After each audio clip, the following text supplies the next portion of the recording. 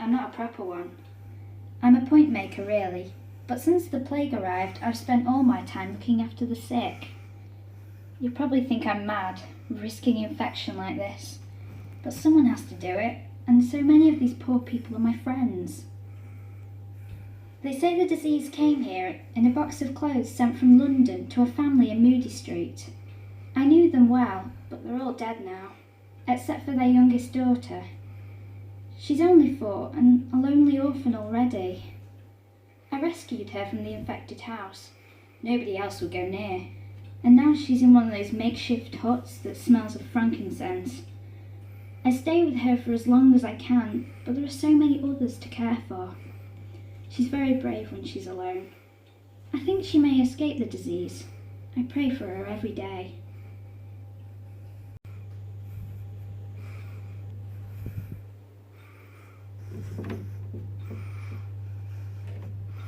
I'm so afraid these days. John, oh that's my husband, keeps talking of going off to fight with Sir William. How could he even think of leaving me and the little ones here by ourselves? We've already been forced to take in one pair of soldiers. They stayed for nearly 2 weeks and were nothing but trouble. You never saw such filthy habits. And now there are strangers all over the town. They scare me to death with the commotion they make at night. I just don't feel safe in my bed. And if he ups and leaves, how am I supposed to manage for money? The army took most of our savings.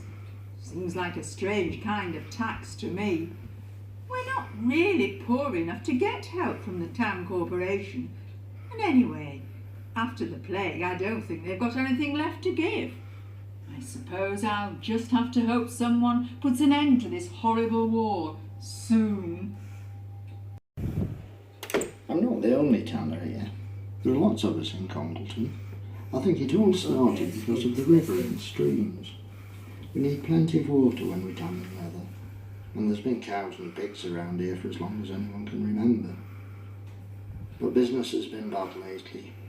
Because of the plague, we can't send a leather out anywhere, and it seems like nearly all the shoemakers and glovers have been struck down. And now the war's started, I don't know which way to turn. My father supports the king, and my brothers go off fighting for the Parliament side.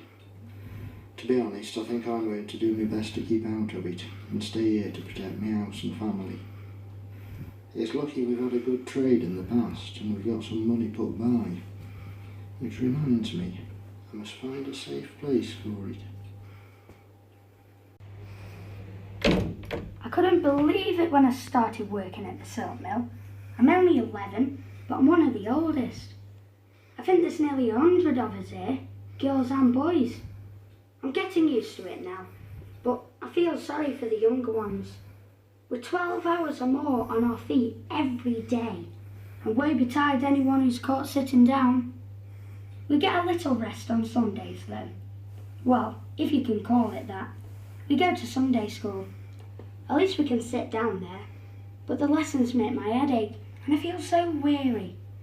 Last week my best friend Elizabeth fell asleep. I prodded her and poked her, but she wouldn't wake up. The minister's a kind man, so we didn't beat her. But I shudder to think what will happen when Mr. Webster at the mill hears about it. Here we go again. Another day trailing up and down, trying to see what I'm doing by the light of a couple of candles. Yesterday, I reckon I walked 35 miles. It's fine at first, but as I work further across the piece, I have to lean over more and more. Last night I walked all the way home with a stoop, and my back's killing me. But at least I've got the work. I can't rely on the mills anymore, and this just about pays enough to feed the family. Most days the wife comes with me. She's good with the knife, and she's used to working long hours. Now there's talk they might be needing hands up at the Victoria Mill, so perhaps we'll get weaving again before long. Sometimes I wish I were a simple farmer. All I'd have to worry about is the weather. Keeping a silk mill going these days is no joke, what with foreign competition and so many of us here in Congleton chasing the same customers. I suppose I'm only doing this for my family. My father entrusted the business to me, and my 3 brothers all need to make a living from it. So what choice do I have? Oh, I shouldn't complain. We've had good times as well as bad. When the law kept all that cheap foreign rubbish out of the country, the order books were fit to burst. We couldn't make the yarn fast enough. Our only problem was finding people to do it. Now the same folk are scratching around for work. I've rented out 2 floors to a fustian master. Maybe he'll keep them busy for a while.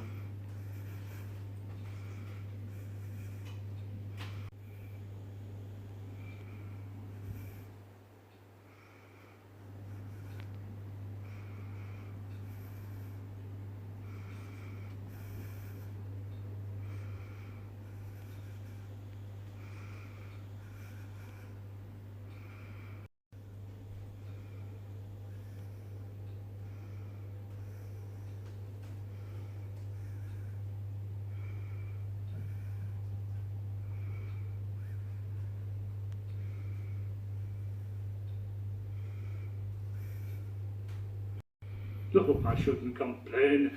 We've had good times as well as bad. When the law kept all that cheap foreign rubbish out of the country, the order books were fit to burst. We couldn't make the yarn fast enough. Our only problem was finding people to do it. Now the same folk are scratching around for work. I've rented out 2 floors to a fustian master. Maybe he'll keep them busy for a while.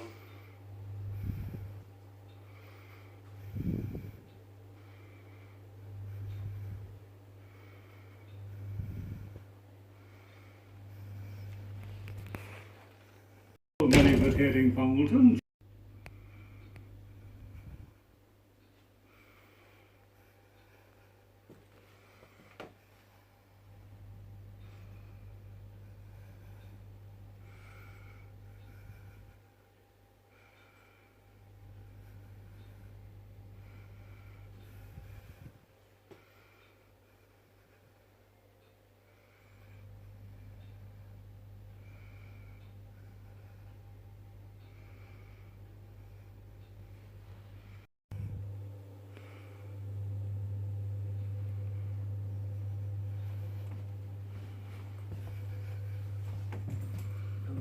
Reading out that was interesting.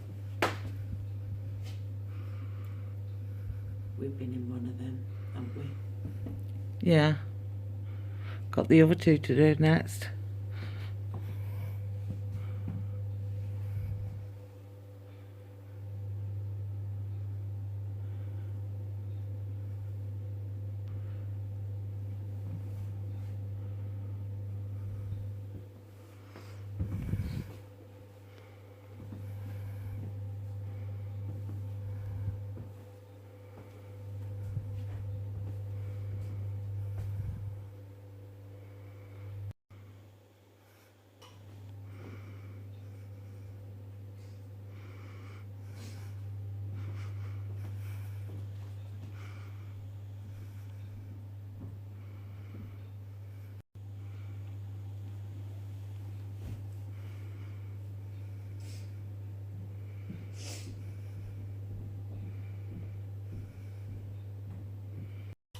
They're still not at the maid.